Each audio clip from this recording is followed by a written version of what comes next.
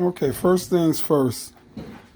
I'm going to be cutting here,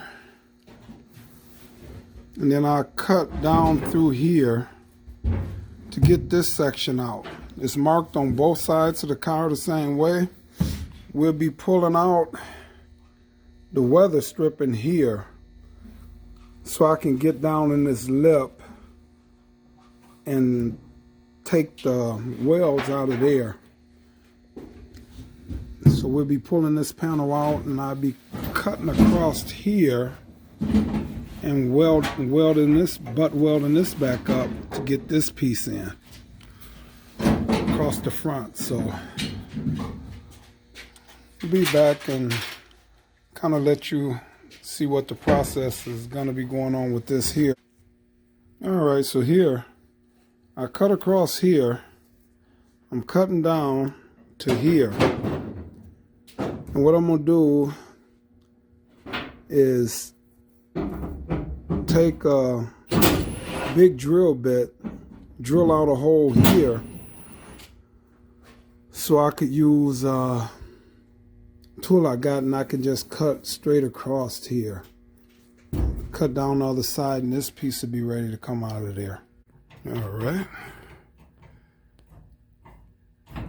You got to prime that baby up, huh?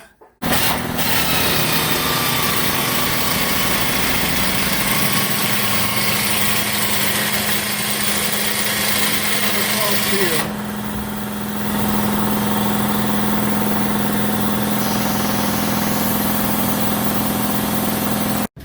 I think it's loose.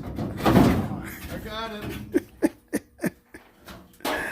All right, let's see. Even though this is a Texas car, yeah, it looked like the shop vac is gonna have to get in here, and we'll get all of this out. So now what we're gonna do is just remove this lip right here.